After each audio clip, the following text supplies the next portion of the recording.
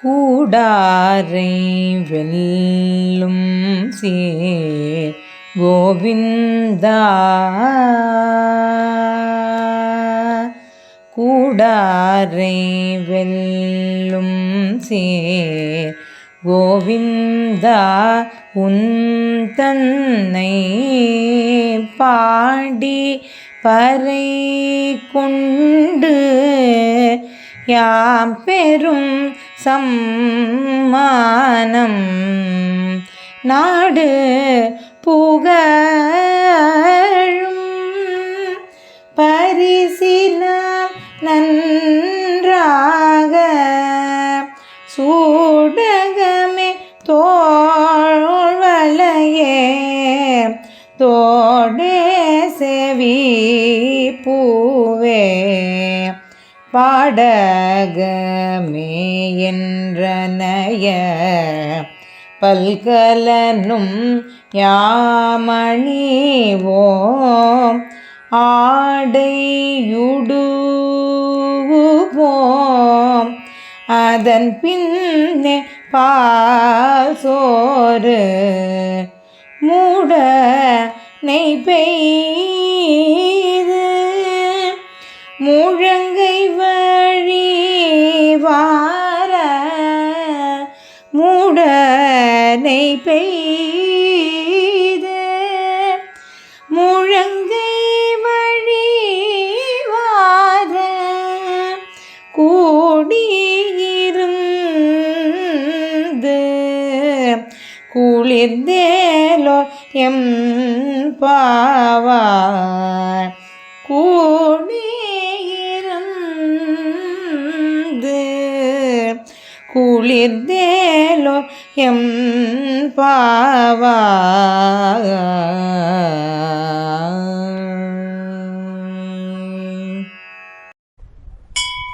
ஸ்ரீமதே ராமானுஜாய நமக. ஸ்ரீ ஆண்டாள் நாச்சியார் திருவடிகளே சரணம். இன்றைக்கு 27வது பாசுரம். கூடாரை வெல்லும் கோவிந்தா, எங்களுக்கு இவற்றையும் அருள்வாய். கைக்குச் சூடகம், தோள்வளைகள், காதுக்குத் தோடும் செவிப்பூவும், காலுக்கு பாடகம், இவ்வாறு பல ஆபரணங்களையும் நல்லாடைகளையும் அணிந்து மகிழ்வோம். அக்கார அழிசில் மூட ஊற்றிய நெய் முழங்கை வழியாக வழியும்படி எல்லாரும் கூடி உண்டு மகிழ்வோம். உன்னை பாடி அருள் பெற்று விரதத்தை முடித்து கொள்வோம். இது பாசுரத்தின் மேலோட்டமான பொருள். இப்போது விளக்கங்களை பார்க்கலாம். மாலே மணிவண்ணா பாசுரத்தில் ஆண்டாள் நோன்பு செய்வதற்கு தேவையான உபகரணங்களை கேட்டு பெற்றாள். இன்றைய பாசுரத்தில் தாங்கள் நோன்பு நோற்று எதை அடைய விரும்புகிறோம் என்று தெரிவிக்கிறாள். கூடாரை வெல்லும் சீர் கோவிந்தா என்று பாசுரத்தை தொடங்குகிறாள். கூடாரை என்றால் பகவானை அணிபடியாதவர்கள், பகவான் மேல் பொறாமை கொண்டிருப்பவர்கள், வெறுப்பவர்கள், இவர்கள்தான் கூடார். கண்ணன் கூடாரை வெல்பவர், பகைவர்களை கொல்பவர் அல்ல.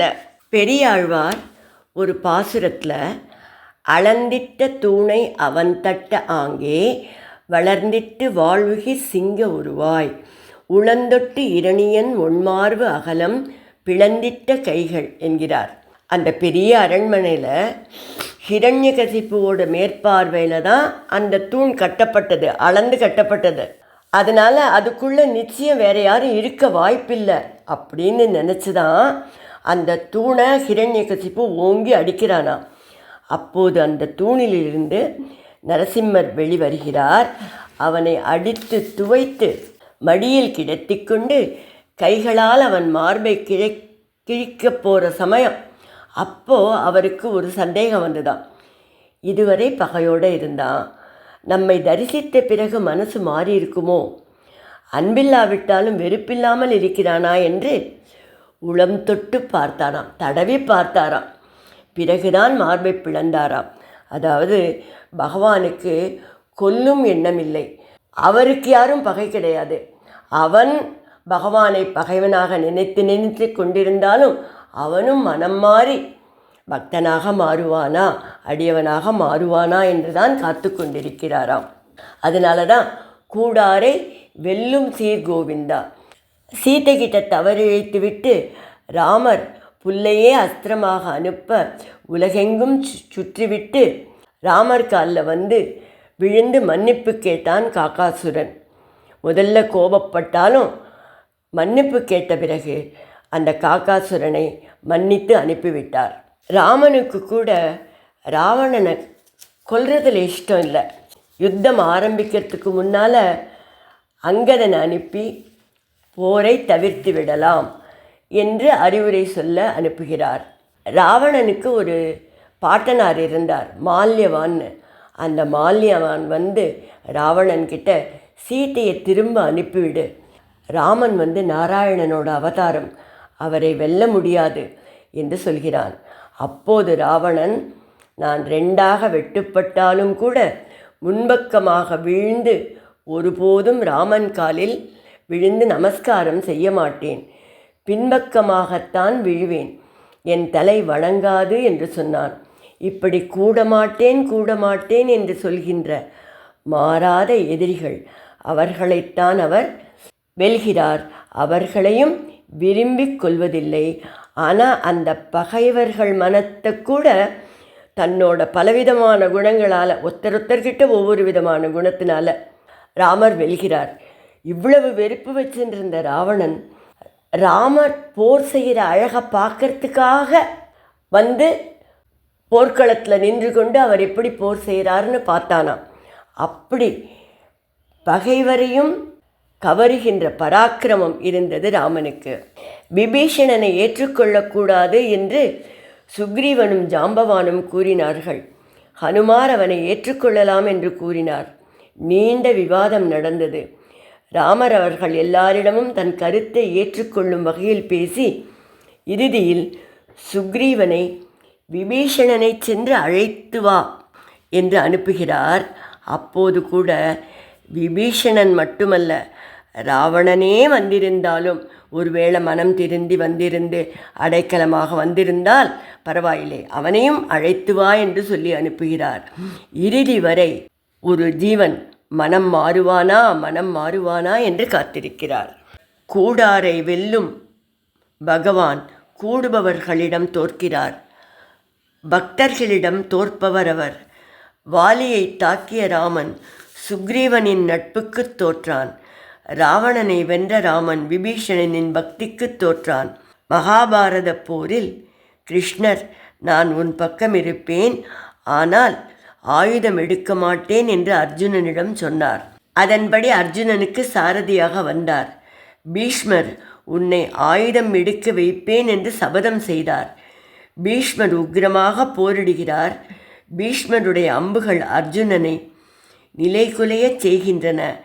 சக்கரத்தை எடுத்துக்கொண்டு பீஷ்மரை நோக்கி பகவான் ஓடினார். உன் சபதத்தில் நீ தோற்றாலும் பக்தனாகிய நான் ஜெயிக்க வேண்டும் என்றுதானே நீ ஆயுதம் ஏந்தினாய் என்று பகவானை துதி செய்யும்போது பீஷ்மர் போற்றுகிறார். பக்தராகிய பீஷ்மரிடம் பகவான் விரும்பி தோற்றார். விஜிதாத்மா விதேயாத்மா சத்கீர்த்திகி சின்ன சம்சேக என்று விஷ்ணு சகஸ்ரநாமத்தில் நாமங்கள் வருகின்றன. விஜிதாத்மா எல்லாரையும் ஜெயிப்பவர், விதேயாத்மா பக்தர்களிடம் தோற்பவர். இப்படி இருப்பதால் சத்கீர்த்திகி நல்ல புகழோடு இருப்பவர்.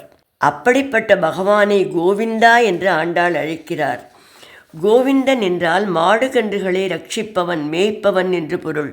பசுவிற்கு காப்பாத்துன்னு கேட்க தெரியாது, காப்பாற்றப்பட்டாலும் பகவான் தான் காப்பாற்றினார்னு தெரிஞ்சுக்கிற திறமும் கிடையாது. நாய் கூட நன்றியை காட்ட வாலை ஆட்டும், பசுவுக்கு அது கூட தெரியாது. நாங்களும் அப்படிப்பட்டவர்கள்தான். எங்களுக்கு கர்மயோகமோ ஞான யோகமோ பக்தி யோகமோ எதுவும் தெரியாது. மாடு எப்படி நீ பின்னால் வந்தால் உன்னை வேண்டாமென்று சொல்லாமல் செல்கிறதோ அதுபோல நாங்களும் உன்னை வேண்டாமென்று சொல்ல மாட்டோம், விளக்க மாட்டோம். அந்த அளவுக்குத்தான் எங்களுக்கு தெரியும். எப்படி மாடுகளை நீ அனுகிரகித்தாயோ அதுபோல எங்களையும் அனுகிரகிக்க வேண்டும். உந்தன்னை பாடிப்பறை கொண்டு உன்னை பாடினோம். நோன்புக்கான உபகரணங்களையும் பெற்றுக்கொண்டோம். இப்போது நாங்கள் பெறப்போகும் சம்மானங்களே கூறுகிறோம். அங்கே யாம் என்று சொல்கிறாள். யாம் பெறும் சம்மானம் உன் திருவடியை பெற்றினால் பேறு தப்பாது என்று இருக்கக்கூடிய நாங்கள் அந்த யாம். இந்த பரிசை இந்த சம்மானத்தை நாடு புகழும் பரிசு அப்படிங்கிறா. இந்த இடத்துல பரிசு என்றால் கிஃப்ட் இல்லை, நாட்டில் உள்ளவர்கள் எல்லாரும் புகழும் விதமாக அப்படின்னு அர்த்தம். நன்றாக என்று சொல்வதற்கு பிராட்டியும் பெருமானும் இணைந்து வழங்க வேண்டும் என்று பொருள். சீதாராம பட்டாபிஷேகத்தின் போது இந்திரன் ஒரு முத்து மாலையை ராமருக்கு காணிக்கையாக வருணன் மூலமாக அனுப்பியிருந்தான். அதை ராமர் சீதையிடம் கொடுத்தார். சீதை அந்த அழகிய மாலையை ஹனுமானுக்கு அணிவிக்க விரும்பினாள். ராமரும் சீதையும் சேர்ந்து அந்த சபையில் எல்லாரும் அறிந்து கொள்ளும்படி இருவருமாக அந்த மாலையை ஹனுமனின் கழுத்தில் அணிவித்தனர். அதுபோல தந்தருள வேண்டும் என்று கேட்டுக்கொள்கிறாள். அடுத்ததாக அவர்களுக்கு என்னென்ன ஆபரணங்கள் வேண்டும் என்பதை சொல்கிறாள். சூடகம், கை மணிக்கட்டில் அணிந்து கொள்கின்ற வளையல்கள், தோளில் அணியும் தோள் வளைகள், கீழ்காதில் அணிந்து கொள்கின்ற தோடு, மேல்காதுகளில் அணிகின்ற செவிப்பு, காலுக்கு அணியப்படும் நகையான பாதகடகம், இவை யாவும் வேண்டும். இவை மட்டுமல்ல, என்றனைய மேலும் பல ஆபரணங்களும் வேண்டும் என்று கூறுகிறாள். இவ்வளவு நாட்கள், அதாவது நோன்பு முடியும் வரை அவர்கள் எந்த ஆபரணமும் அணியாமல் இருந்திருக்கிறார்கள். இப்பொழுது நோன்பு முடிந்து சன்மானம் பெறுகின்ற நிலை என்பதால், கண்ணனை சேர்ந்து விட்டதால் அப்பொழுது எல்லா ஆபரணங்களையும் அணிந்து கொள்ளலாம் என்பதனால் இந்த மாதிரி ஆபரணங்களையெல்லாம் கேட்கிறார்கள். கண்ணனை சேர்ந்து விட்டதால் அவன் மனம் புரிந்து கொள்ளும்போது கையை பிடிப்பான்.